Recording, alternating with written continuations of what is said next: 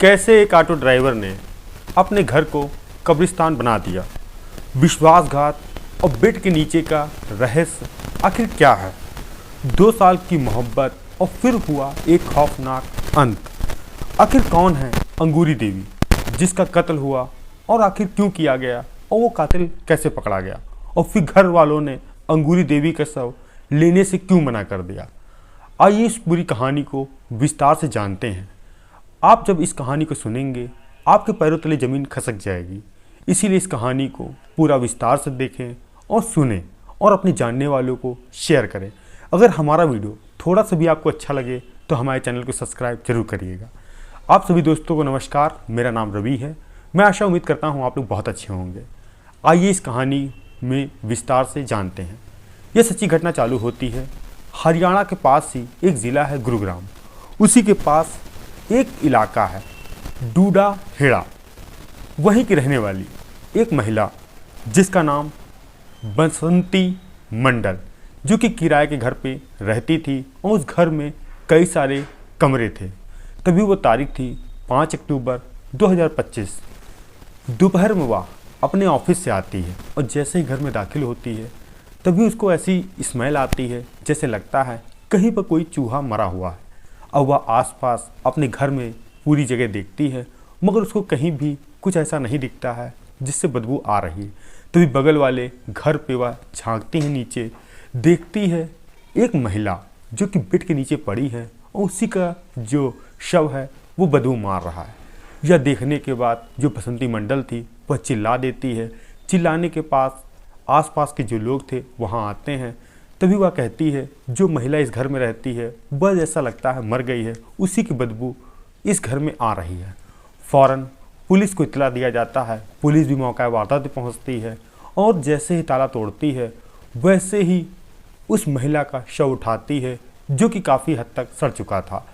अब जिस महिला ने शोर मचाया था, पुलिस वाले उस महिला से पूछते हैं कि आखिर यह महिला किसके साथ रहती थी। तभी बसंती मंडल ने कहा यह महिला ज़्यादातर ऑफिस जाती थी और शाम को आती थी, किसी से कोई बात नहीं करती थी। आज से लगभग 20 दिन पहले यह एक युवक के साथ रहने के लिए आई थी। अब वहाँ पर एसएफएल की टीम भी पहुँचती है और उस कमरे की हर चीज़ों को खंगाला जाता है। तभी पता चलता है यह मरने वाली महिला जिसका नाम है अंगूरी देवी, जो कि दिल्ली की रहने वाली है। और फिर जब पुलिस वाले पता लगाने की कोशिश करते हैं वह युवक कौन था, अब अंगूरी देवी का मोबाइल की कॉल डिटेल खंगाली जाती है जिसमें पता चलता है एक युवक जो कि सबसे ज़्यादा बातचीत करता था वह कोई और नहीं, उस युवक का नाम था राजन।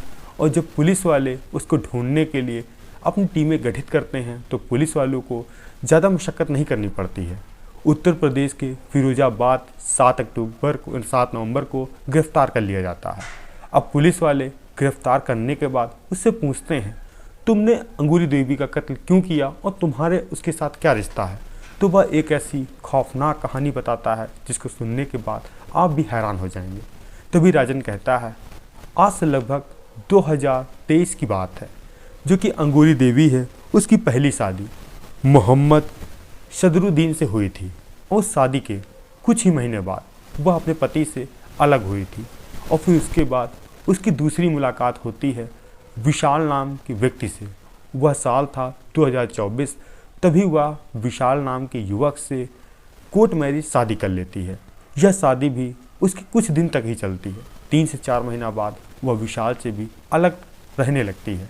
इसी दरमियान मेरा नाम राजन है, जो कि मैं पेशे से ऑटो ड्राइवर हूँ और जब कभी अंगूरी देवी को कहीं जाना होता था तो वह मेरा ही ऑटो बुक करती थी और उसी से जाती थी। अक्सर मैं उसके घर पर आया जाता करता था।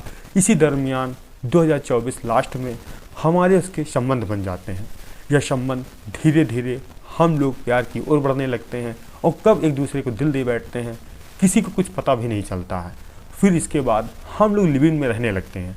आज से 20 दिन पहले, जो कि गुरुग्राम का इलाका है जिसका नाम है डूडा हेड़ा, यहीं पर हम लोग किराए का कमरा लेकर रहने लगे थे।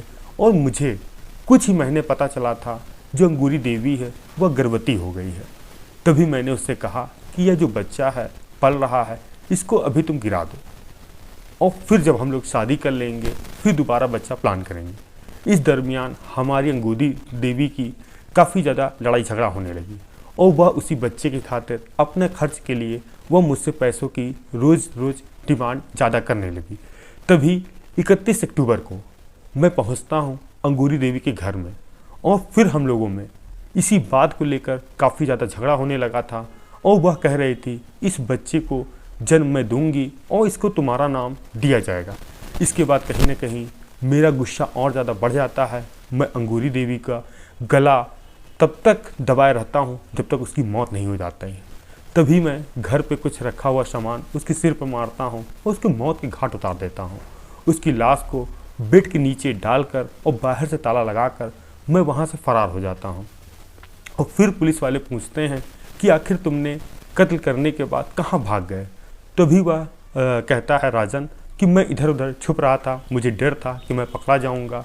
और फिर जब यह बात अंगूरी देवी के घर वालों को बताई गई, यानी उसके मायके वालों को, कि आपकी बेटी मर चुकी है, उसका पोस्टमार्टम कराया जा चुका है, उसकी लाश को ले जाइए, तभी मायके वाले कहने लगे अंगूरी देवी जिस दिन ने अपनी शादी अपनी मर्जी से उसने की थी उसी दिन ने हमने उसको मरा मान लिया था। और जो उसका पति था उससे भी बात की गई कि अपनी पत्नी की लाश ले जाइए, तभी उसने कहा कि मेरा उससे तलाक हो गया है। पुलिस ने सरकारी खर्चे से उसका अंतिम संस्कार लावारिस में कर दिया है। आप भी इस कहानी के माध्यम से बताएं कि आखिर एक पत्नी को इतने मर्द क्यों छोड़ने पड़े और उसका खौफनाक सज़ा उसको खुद मिली कि उसको मौत के घाट उतार दिया। आप भी सावधान रहिए, सतर्क रहिए। हम मिलते हैं आपसे नई कहानी नए स्वाद के साथ। जय हिंद, जय भारत।